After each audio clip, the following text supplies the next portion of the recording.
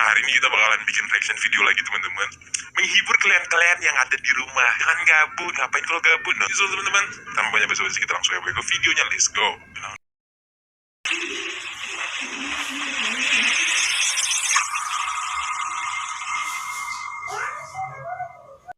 Kita langsung ya ke videonya, let's go.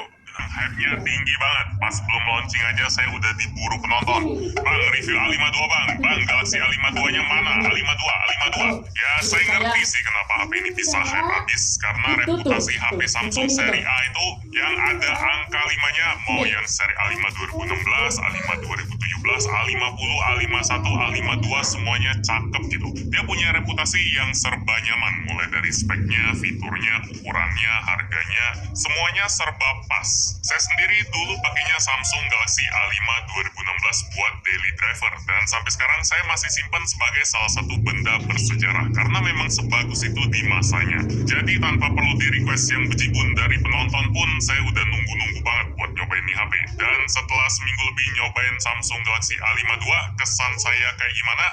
PW banget sih, dengan beberapa bagian kecil yang bikin gatal. Kita mulai dari bagian desainnya dulu, yang dipermak abis ya oleh Samsung. Kalau dibandingin sama A51 kemarin, walaupun bahan yang dipakai sama-sama polikarbonat, tapi feel-nya udah kerasa jadi lebih halus di tangan lewat tekstur doff buat bagian belakangnya ini. Tampilannya juga kelihatan elegan gitu, warnanya pakai tipe yang halus, nggak bener-bener pekat. Lumayan ngikutin tren warna fashion zaman sekarang lah. Buat unit yang kita bahas kali ini, variannya warna Awesome Black. Ada juga 3 varian lain yang namanya Awesome White, Awesome Blue, dan Awesome Violet. Pas saya cobain buat pertama kali, desain A52 ini bikin inget sih sama desain Galaxy S21 Ultra yang tipe warnanya mirip dengan bentuk kamera yang ngotak juga. Tapi untungnya keduanya bisa dibedain dengan gampang karena di A52 modul kameranya nggak sampai ke sudut, kotak biasa aja. Ya baguslah Samsung nggak berusaha mirip-miripin desain HP kelas menengah mereka sama HP kelas atas kayak kejadian tahun lalu, biar yang udah keluarin duit lebih buat HP kelas atas nggak ngerasa percuma gitu. Kok sama?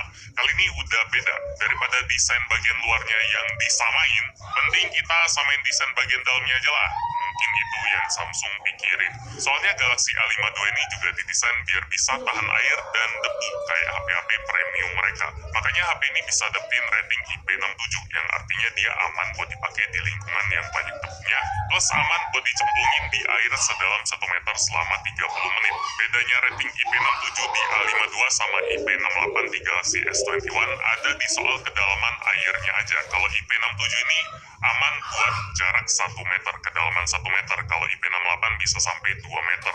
Buat saya sih nggak masalah ya, karena saya sama sekali nggak pernah bawa HP saya buat nyelam. Rating IP-IPan itu lebih buat ngasih rasa tenang pas HP-nya saya bawa sambil mandi, sambil denger musik gitu, atau sambil nonton YouTube. Karena mau kena pancuran shower atau nyemplung ke bak mandi, HP-nya nggak bakal kenapa-kenapa. Atau pas lagi motoran, tiba-tiba hujan deras, kita nggak usah mikirin kesehatan HP lagi, tinggal badan aja udah pakai jas hujan atau belum, atau ngeduh aja.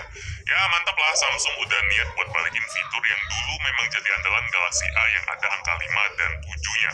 Soalnya di A50 dan A51 rating IP67 atau 68 sempat menghilang. Mungkin karena memang susah dibikin kali ya. Sampai sekarang aja masih langka banget ada brand yang ngasih fitur kayak gini ke HP mereka. Sekarang kita coba lihat kelengkapan port dari Galaxy A52. Di sebelah kanan ada tombol power dan volume. Di bagian atas ada lubang mikrofon, terus ada SIM tray yang jenisnya hybrid. Jadi kita harus milih mau pakai 2 kartu nano SIM atau 1 kartu SIM dan 1 kartu micro SD. Di sebelah kiri nggak ada port apa-apa, dan di bagian bawah ada headphone jack, mikrofon, port USB Type-C, dan speaker. Speaker di Galaxy A52 ini juga didukung oleh earpiece di bagian depan atas, yang pojokan ini nih, yang ada sela-selanya. Bagian ini juga bisa ngeluarin suara, biar sistem speaker di Galaxy A52 bisa jadi stereo. Dan satu lagi, HP ini juga tentunya udah support NFC di dalamnya. Sip, bagian desainnya udah, lanjut ke bagian display yang punya ukuran 6,5 inci dengan panel Super AMOLED yang selalu jadi andalan Samsung dari dulu. Tingkat kecerahannya 800 nits dan kacanya udah dilapisin Corning Gorilla Glass 5. Layarnya juga bisa dipakai buat baca sidik jari kita, kayak fungsi sistem keamanan biometrik gitu. Dan refresh rate-nya udah 90 Hz biar gerakan yang ditampilin di layar bisa kerasa lebih mulus daripada HP yang biasa. Secara spek udah oke banget lah, warna layarnya udah bagus dan feel-nya kerasa mulus juga. Kayaknya nggak ada yang bisa diminta lebih lagi ya dari layarnya, udah cakep banget. Tapi di bagian layarnya ini juga nih, letak bagian kecil yang bikin gatal yang saya sebutin di awal tadi. Entah kenapa modul kamera 32 megapikselnya ini harus banget pakai warna abu-abu. Nggak dibikin hitam aja. Jadi pas layarnya lagi mati, yang warna hitam itu warna kamera depannya kelihatan kurang akur. Dan masih soal penampilan, bezel dari Galaxy A52 ini harus diakuin kelihatan lumayan tebal, lumayan berisi. Dan yang terakhir masih soal layarnya, modul getaran pas kita tekan-tekan tombol home atau back atau apa yang nimbulin getaran ngetik gitu, nggak kerasa kayak HP premium. Coba dengerin ya, Anda pasti ngerti maksudnya.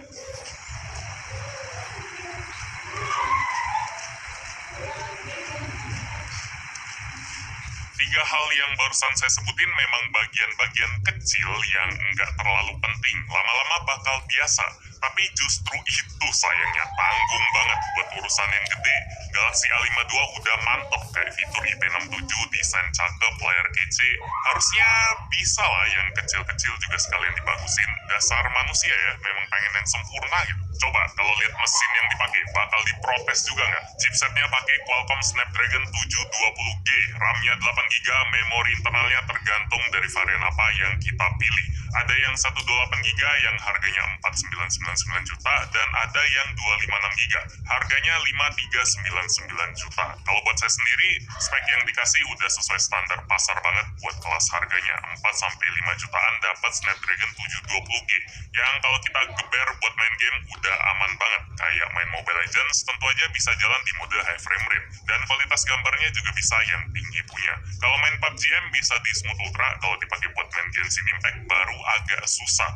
Walaupun settingannya udah kita atur ke yang lowest, FPS yang kita dapetin nggak bakal tinggi-tinggi banget. Kisarannya paling 20-30 fps bisa dipakai main, tapi nggak mulus-mulus banget. Kalau buat daya tahan baterainya sendiri, kapasitasnya 4500 mAh ya. Pas saya pakai buat main Mobile Legends, 20 menit ngurangnya 5%, PUBG M setengah jam ngurangnya 8%, buat Google Maps 90 menit ngurangnya 13%, dan kalau buat pemakaian enteng kayak TikTokan sejam kemakan 10%. Aman buat dipakai normal buat seharian. Soal kecepatan ngecas, kita dikasih charger bawaan 15 watt aja di paket penjualan. Yang ini kedengeran kurang kenceng sih, dan memang kecepatannya standar aja. Setengah jam dia keisi 36%, sejam 70%, dan buat penuh dia butuh waktu 1,5 jam. Nggak bisa dibilang cepet-cepet banget, tapi juga nggak bisa dibilang lambat juga. Nah, sekarang kita coba lihat kualitas kamera dari Samsung Galaxy A52. Dia pakai sistem quad kamera, 4 kamera. Kamera utamanya punya resolusi 64 megapiksel dengan OIS. Terus kamera ultrawide 12 megapiksel, kamera makro 5 megapiksel,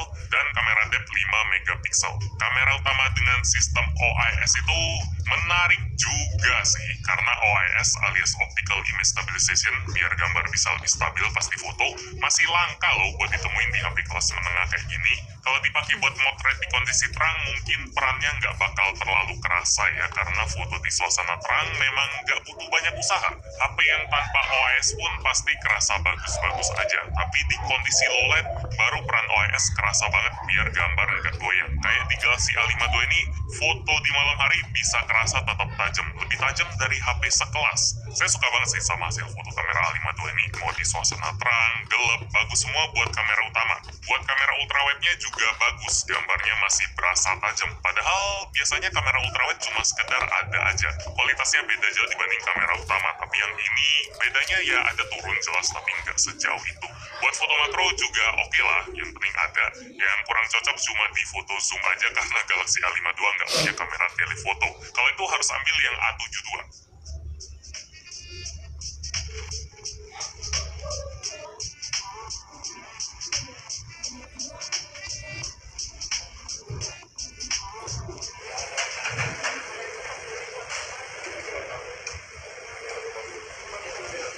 Sama apa?